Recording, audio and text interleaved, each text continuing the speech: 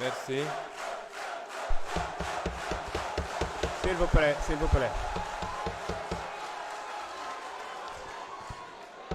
S'il vous plaît, s'il vous plaît.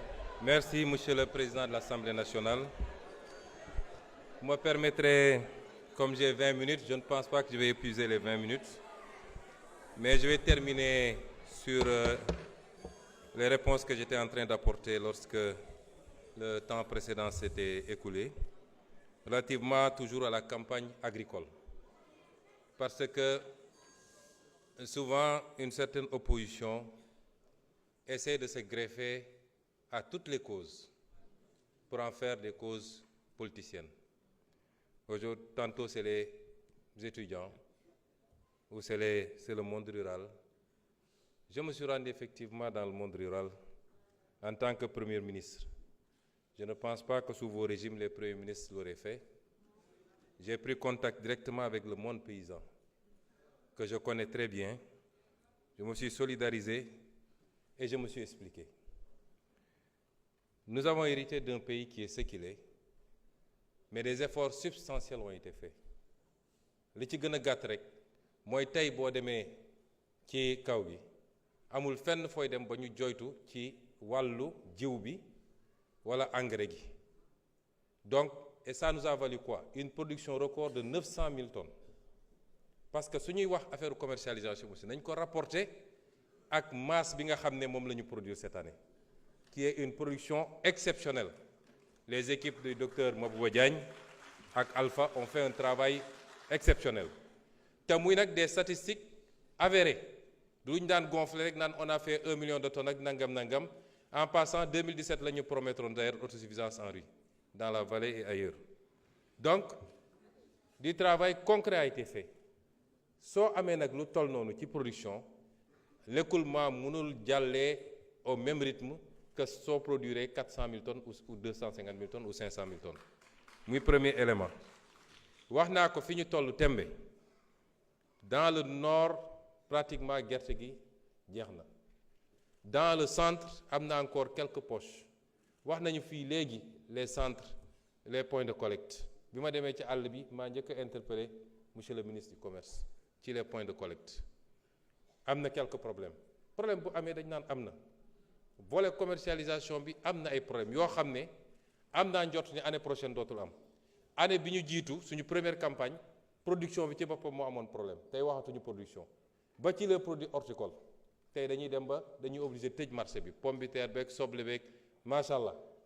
kon am na encore des problèmes on va les régler. On est à notre deuxième campagne. Sur les 50 campagnes à venir, vous verrez ce que les paysans vont avoir, Inch'Allah. Donc, am na des problèmes qu'on est en train de régler. wax naa nag dans le sud tey dans le Médina Yoro Foulah qui est devenu un très grand bastion. Presque les gens ne se rendent pas compte que le bassin arachidier est en train de se déplacer. Il est vers la fin du centre, il est vers le sud, mais région de Kolda, Médina Yoro Foulah, etc. moo tax ma ne la les 2 prochains mois la Sonacos prioritairement. On est confronté à un problème de financement. Def nañu effort avec la BOAD, on a mobilisé 50 milliards supplémentaires. jox 28 milliards les opérateurs pour fay leen ñu mun leen dem jël les 23 milliards ou les 22 milliards restants jox ko Sonacos. ñu ngi continuer ci rythme boobu pour appuyer. 450 000 tonnes yi fan la jóge ba ma demee maa ne comme commercialisation bi yéex na. Les gens avaient pollué en disant qu'on a interdit l'exportation. On n'a jamais interdit l'exportation. On a mis une taxe à l'export de 40 francs sur le kilo. mu andi woon jiixi jaaxa. Ça aussi on le fait pour protéger un peu et le producteur nga xam ne moo ne ci naaj bi di sonn waaye ñeneen ñooy bénéficier wu ci affaire bi et pour protéger également nos industriels pour ñu mën a am gerte. Les gens sont allés dire que dañu télé exportation daaw la ñu bloqué woon exportation bi. Vers la fin on a libéré. Ren on n'a jamais interdit l'exportation. Ces mêmes exportateurs sont venus me voir. Ils nous disent vous ouvrez les exportations, on achète 300 000 tonnes avec la taxe. Mais à condition que ngeen dem jënd ci point de collecte yi pour qu'on soit sûr que vous avez acheté au prix bi ñu arrêté woon. ñu d'accord loolu on a enlevé la taxe de 40 francs loolu la ñu ma demandé woon j'enlève la taxe de 40 francs ils ont pris l'engagement d'acheter 300 000 tonnes au jour d'aujourd'hui ils ont acheté 5 000 tonnes 5 000 tonnes la ñu jëndagum qu'à cela ne tienne j'ai dit à la Sonacos est-ce que am nga capacité stocker 450 000 tonnes mu ne ma effectivement ma ne ko été stock de tourteaux et cetera de poser problème ñu non am nañu capacité bi j'ai appelé le ministre des Finances j'ai dit trouver l'argent Sonacos jënd pour que gerte gi jóge ci loxo baykat yi Sonacos moom mun na stocker mu xaar même su dee 100 000 tonnes rek la mun a triturer na triturer loolu quand les gens viendront pour acheter notamment les opérateurs étrangers d'une nationalité que vous connaissez bu ñëwee Sonacos mun na leen jaay parce qu'il faut qu'on replace la Sonacos au cœur de la politique arachidière au Sénégal c'est pourquoi on est en train de renouveler les outils de production dundalaat Sonacos yi ci Sénégal yépp mu créer emploi ñu fexe ba am diwlin bi fii parce que l'une des meilleures huiles de cuisson longue ñëpp xam nañ c'est l'huile d'arachide régler les questions de communication et de marketing sur l'international où les gens sont allés dire que l'aflatoxine baaxul alors que ñun suñuy chercheurs neutraliser nañ l'aflatoxine c'est ça la politique que nous voulons nous avons une vision xam nañ fi ñu bëgg a jëm yàlla xam na ni bu ngeen ñu fi bàyyoon 74% de taux d'endettement heure bi décollé nañ bu yàgg vision mooy jiitu action ñun xam nañ fi ñu bëgg a jëm donc malgré tout on est en train de renouveler les lignes wax naa la ni fii Ziguinchor dinañu renouveler ligne bi toutes les machines ont été commandées et ça va passer de 200 000 tonnes jour à 500 000 tonnes jour à triturer Kaolack dinañ ko renouveler ça va passer de 400 000 tonnes de 400 tonnes du moins à 1000 tonnes Ziguinchor ça passe de 200 tonnes à 500 tonnes la ñuy jëlee foofu ci machine parce que Diourbel actuellement décortiquage rek lay def on retape Diourbel mu démarrer moom it avec une production attendue de 250 tonnes jour et on va continuer cette logique nee naa la en moins d'1 an Louga Ziguinchor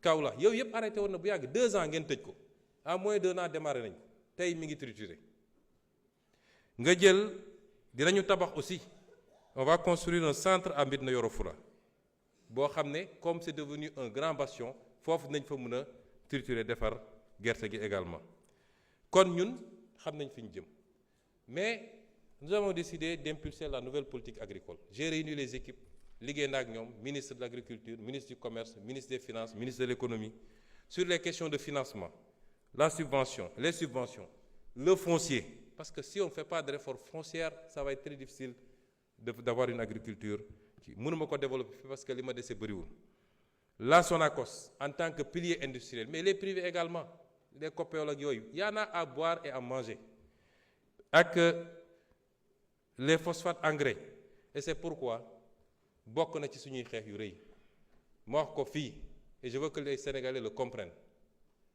on va reprendre en main notre phosphate et notre industrie phosphatière parce que conditions yi ñu ko joxe woon ñëpp xam nañ ni baaxul le Sénégal a été grugé et sur de 1998 à maintenant on a perdu plus de 700 et quelques milliards ci privatisation boo xam ne jaarul yoon on va reprendre cette industrie on va travailler à faire de l'engrais ici au lieu d'exporter tout l'acide phosphorique de l'engrais sur mesure liggéey ko pour notre production nationale mais aller à la conquête du marché sous-régional c'est ce qu'on va faire aujourd'hui avec le phosphate c'est différent de ce qui a été fait jusqu'à présent 2 ou 3 régimes 2 régimes particulièrement romb nañu jël phosphate bi jox ko ci conditions yi kenn xamul gars yi di jël acide phosphorique bi di yóbbu suñuy béykat amuñu engrais nous consommons 15 tonnes d'engrais à l'hectare là où la moyenne mondiale est à 140 tonnes à l'hectare comment voulez-vous qu'on ait les rendements qu'il faut te engrais baa ngi fii ñun am nañu engrais tey yàlla may ñu gaz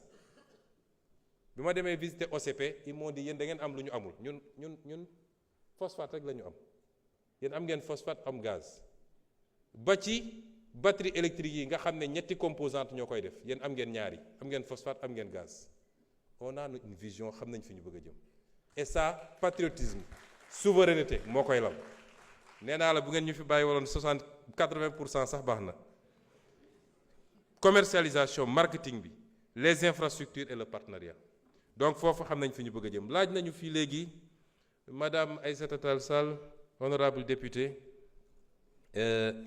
am na ay laaj yu mu laaj dinaa ci tontu ñaar wala ñett mais madame l'honorable député defe naa fu ngeen musoon jaar ba ci parlement européen ne ay terroristes lañu ñun war ngeen fa jaaraat ne ah terroristes yi de ñoom laa jàkkaarlool Sénégal assemblée dóoruñu ma taaluñu ma tëjuñu ma kaso ndax bi ngeen koy wax yéen xam nga ni man duma terroriste te xam naa ko yéen a defoon une politique de répression que vous-même vous aviez exécutée sans état d'âme qui a valu énormément de dégâts à des jeunes citoyens sénégalais dont certains sont sortis avec des traumas.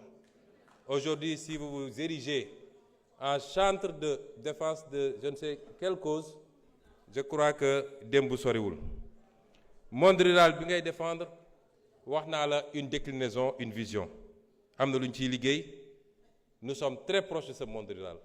Je vous ai dit on est à notre deuxième campagne nañ dem troisième quatrième campagne vous verrez ce qu'on va faire avec ce monde rural là sans compter le volet élevage bi nga xam ne la ñu àndeegum rek pour renforcer le cheptel et le bonifier ñoom ñëpp gis nañ ko ci diir bu gàtt kon liggéey bi ñu ngi ci il faut pas essayer de récupérer des causes yoo xam ne si les gens sont dans cet état responsabilité bi yéen la dañuy wax mbirum lan moo changé ci diggante bi ba tey mbirum ñaari tur yi la fa doon am amu fi fii yàgg dañ fay jàpp nit mais bu ñu defee pression politique ngeen bàyyilu leen tey pression mënul am nun kenn duñu woo di ñu wax lu jëm ci loolu du fii du niveau international qu'est-ce qui a changé alors vous avez parlé du dialogue ñun musuñu am rupture de dialogue avec qui que ce soit surtout pas avec les étudiants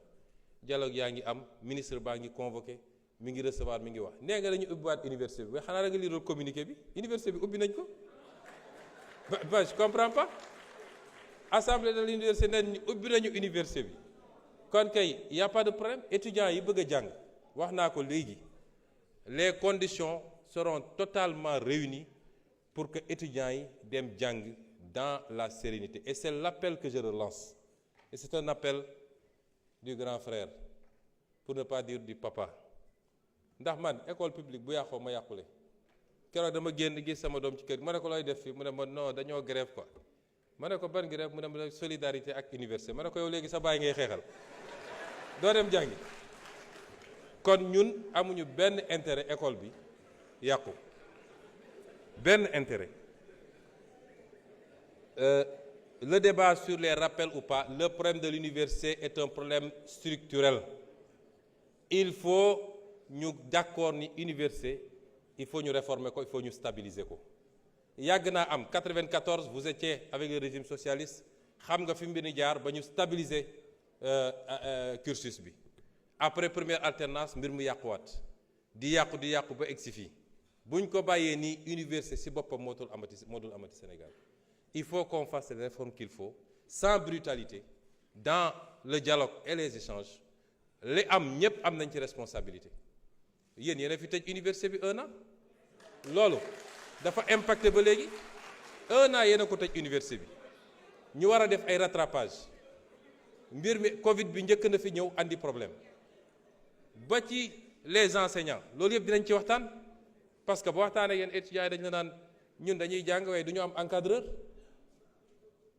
dañuy daw ci gannaaw pour am un encadreur suñu bëggee terminer suñu master bi et pourtant il y a des étudiants qui trouvent le temps d'aller encadrer ailleurs ñëpp dañuy toog ñu waxtaan ñu teg réew mi ci yoon réew dañ koy teg ci yoon ñu xam ni nii lay doxee te nguur goo xam ne lu yëngatu nga daw doo mës a defar réew doo teg réew mi ci yoon bi waaye nguur googu il faut moom ci boppam mu njëkk a góorgóorlu pour les bourses de sécurité familiale je crois que sur le budget 2026 35 milliards ont été inscrits d'ici la NFR d'autres crédits vont être inscrits du moins nous sommes sur la route de ramener la bourse l'audit dira ce que vous aviez fait de la bourse en tout cas le régime passé c'était devenu une succursale politique pour caser des trucs.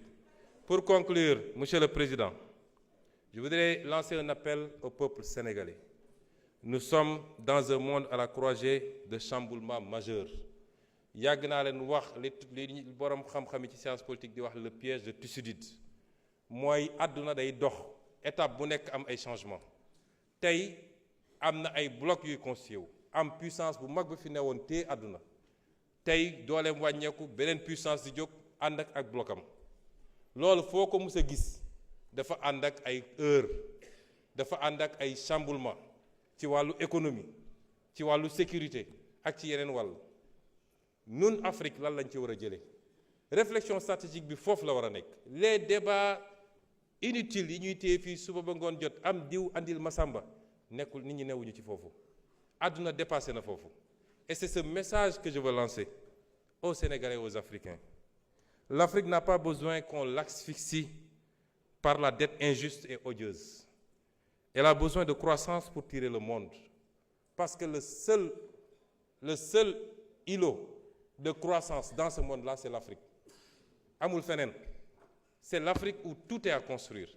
Est-ce que ça se fera sans les Africains, comme ça a toujours été le cas, depuis la traite négrière, la colonisation, la néocolonisation? C'est à nous, Africains, de répondre. Il faut que nous élevions le niveau de débat. Débat yi am Sénégal doo dem benn dëkk buy avancer boo xam ne ci débat boobu lañ nekk.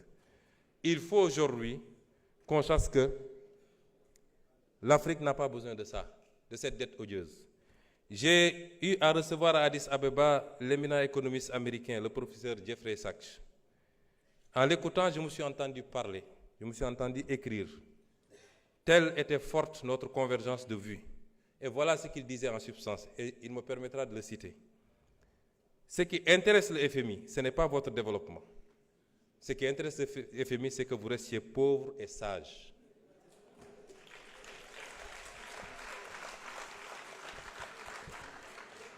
Le Sénégal et l'Afrique en général n'ont pas besoin d'annulation de la dette. Ils n'ont pas besoin de restructuration.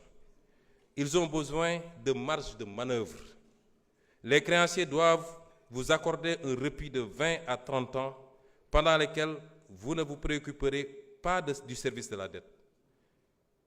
Vous n'avez pas besoin d'austérité, mais de croissance. Je crois que les 30 prochaines années seront pour l'Afrique une période de croissance économique extrêmement dynamique. La Chine a décollé en 1980, l'Inde en 2000, et c'est au tour de l'Afrique de prendre son envol. Il vous faut viser une croissance annuelle endogène d'au moins 10%, avec un effort particulier dans les domaines de l'infrastructure et de l'éducation. Un groupe de leaders africains partageant la même volonté politique peuvent lancer le mouvement vers la croissance, et les autres suivront. Vous ne pouvez pas attendre que 55 pays soient alignés pour enclencher le processus. Et je suis parfaitement d'accord avec lui. Et je pense que mon pays, le Sénégal, a aujourd'hui le leadership qu'il faut pour faire partie de ce groupe de pays africains. Je voudrais dire aux Sénégalais que notre bataille a été d'abord une bataille pour la bonne gouvernance. Elle reste une bataille pour la bonne gouvernance. Mbuxum ak randal ak jël alalu réew mi jeex na ci réew mi su ma ko waxee nag tekkiwul ni amul man fa ma toog sa building administratif mënuma xam kenn ku ne li muy def ci bureau waaye buñ ci yéeg ñun kooku am na problème loolu jeex na ci réew mi. Notre bataille a été une bataille pour la souveraineté dafa am ay projets yu ma fi cité moo tax faw ma wax leen ko fii croissance à 2 chiffres dinañ ko def bu soobee yàlla te dinañ ko def suffisamment longtemps pour mu am les retombées qu'il faut et ñu mun a construire un développement. Nous allons reprendre notre gaz rawatina nag Yaakaar Teranga parce que ñoo ko moom te am nañu les bases pour reprendre ko on va le reprendre te buñ ko defee la may andi ci Sénégal kenn xamul nu mu toll. Je vous ai parlé du phosphate également et beaucoup d'autres secteurs. Ci fan yi di ñëw dinaa def un point de presse spécialement pour rendre compte aux Sénégalais de ce qu'on a fait ces 2 dernières années sur les renégociations des contrats. Mais loolu pour mu am il faut que ñun ñu xoolaat suñu bopp ñun tam nañu xam ni on doit être des modèles. Sénégalais yi ñun la ñu fal il faut qu'on soit des modèles ci alal réew mi ni ñu koy gérer ci les pratiques du passé yoo xam ne tax na sénégalais yi suuroon politique kenn ci ñun faluñu sa famille faluñu sa soxna faluñu say rakk ak say mbokk l'affairisme d'État nañ ko moytu soyons exemplaires dans la gestion des affaires publiques nañu jublu ci liggéey te bàyyi. Vous pouvez conclure en 5 minutes. Il va conclure. Vous pouvez conclure. nañu jublu ci liggéey te bàyyi futilité yi parce que liggéey mooy permettre ñu éviter yenn yi nañu waxante dëgg yu bëri ñuy wax fii ñi ngi wax ci affaire ñaari tur yi ñi ngi wax ci xawma simol lañ ko tuddee maître Bamba si sa xam na ci dara wax nañu ci yu bëri yu am sax ci comportement ci réseaux sociaux ak feneen li ko andi mooy bëgg facilité nañu dellu ci cette valeur fondamentale qu'est le travail parce que moo lay permettre nga dund gu nooy waaye jaamu yàlla la ci boppam nañu cultiver cette valeur fondamentale structurée autour du travail. Les résistances mënul ñàkk nous faisons face à cette hydre à multiples têtes je parle toujours du système mi ngi fii foo làmb ci administration foo làmb ci magistrature foo làmb feneen ak feneen di nga fa fekk lenn ci ñooñu waxuma ñëpp nag yoo xam ne tey ñi ngi galgal ñi ngi résister. Je rends hommage ici à madame Yacine Fall ci lii nga xam ne mu ngi koy def ci xeex chaque jour pour changer qualitativement la justice de ce pays malgré les résistances yi nga xam ne mu ngi koy jànkoontool. Ces résistances ne nous posent pas problème et je voudrais dire que nous ne démissionnerons jamais de ce travail. Je ne parle pas de démission du poste de Premier ministre. Ça n'est pas d'importance. Je veux dire qu'on ne démissionnera jamais de ce combat pour le changement structurel dans ce pays. Ak fu ñu munti nekk nag. Les résistances au sabotage, nous allons continuer à nous battre. Li fi xew yépp man bettuma ndax wax naa ko fii Assemblée nationale juróomi at ci gannaaw. L'histoire de l'humanité rappelle que les révolutions qui marchent vers les destins promis, se heurtent à leur lot d'obstacles, les reniements, les intrigues et complots de pouvoir, les infiltrations, les accoutumances aux tentations, les résistances de l'ordre ancien. Et ce que nous vivons tous les jours. Mais je veux vous réitérer un engagement. Cet engagement, c'est que cette fois-ci sera la bonne. Cette fois-ci sera le bon départ pour le Sénégal. Avec votre concours à tous, le réveil et l'alignement aux exigences nouvelles de toutes les forces combattantes qui nous ont fait triompher. Chers compatriotes, je n'ai jamais aimé les flagorneries et autres cultes de personnes. J'ai toujours ignoré les expressions telles que Sonko est le gardien de la révolution. Mais après 2 ans de combat acharné dans ce capharnaüm du système, j'accepte avec humilité.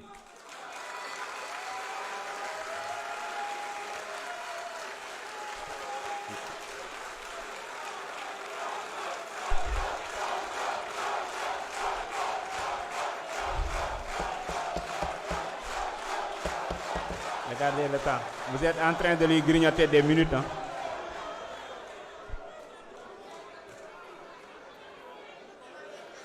Après 2 ans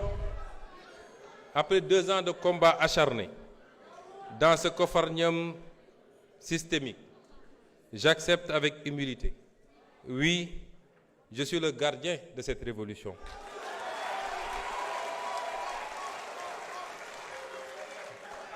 Je le suis dans la limite des moyens et pouvoirs qui sont les miens. Mais je le suis avec vous, des millions de Sénégalais d'ici et de la diaspora, qui n'ont pas oublié pourquoi tant de sacrifices, qui n'attendent de nous rien que la vérité, la droiture, l'éradication des tares d'un système honni et le don de soi pour la patrie. Je vous remercie.